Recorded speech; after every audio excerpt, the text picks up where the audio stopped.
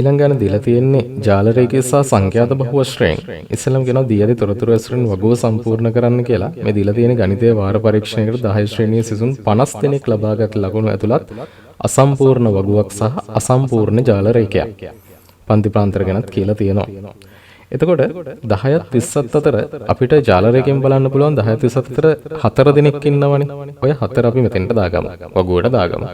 ඊට පස්සේ 20ත් 40ත් අතර පන්ති ප්‍රාන්තර එතන මේ සාමාන්‍ය ප්‍රමාණයට වඩා දෙගුණයක් තියෙන හින්දා 6 කොටස් දෙකක් තියෙනවා ජාල රේඛ නිරූපණය කළා 6 කොටස් දෙකක් කියන්නේ එතන අපිට 12 දාගන්න පුළුවන්. අපි ජාල රේඛය සම්පූර්ණ කරමු. 40ත් 50ත් අතර 12ක් කුසට අඳින්න ඕනි ස්තම්භයක්. ඒ වගේම 50ත් 60ත් අතර අඳින්න ඕනි 10ක් කුසට. ආයි කියනවා 60ත් 90ත් අතර. ඒ කියන්නේ කොටස් තුනක් තියෙනවා 60ත් 90ත් අතර කිව්වම නේද?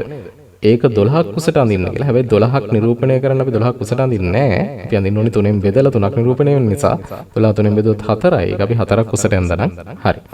ඊට පස්සේ සංඛ්‍යාත බහුවශ්‍රය අඳින්න කියනවා. සංඛ්‍යාත බහුවශ්‍රය අඳිනකොට මේ සියලුම ස්තම්භවල සියලුම තීරුවල මැද ලකුණු කරන් යන්න ඕනේ නේ. මෙතනත් මැද ලකුණු කරනවා. මෙතන කොටස් දෙකක් තියෙන නිසා දෙකේම මැද ලකුණු කරනවා.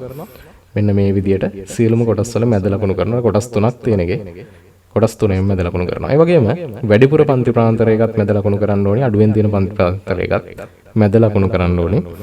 ඔය ටික තිතක් තියලා ලකුණු කරන්න ගොඩක් ලොකුවට ඔය වගේ බෝලයක් දාන්න එපා. මම පේන්න ඕනි හන්ද මේ වගේ දැම්මේ. තිතක් තියලා ලකුණු කරන්න නැත්නම් කතරයක් දාලා ලකුණු කරන්න. ඊට පස්සේ අපි මේ ටික යා කරමු. මේ ටික යා කරොත් ඔන්න ඔය වගේ අපිට ගන්න පුළුවන්. මේක සරල රේඛා වලින් යා කරන්න ඕනි. සරල රේඛා ඛණ්ඩ වලින් යා කරන්න ඕනි. ඔය වගේ ගන්න පුළුවන් අපිට සංඛ්‍යාත බහුවශ්‍රය. අන්තිමට කියනවා ලකුණු 40 හෝ 40ට වැඩියෙන් ලබාගත් සිසුන්ගේ ප්‍රතිශතය සොයන්නලු.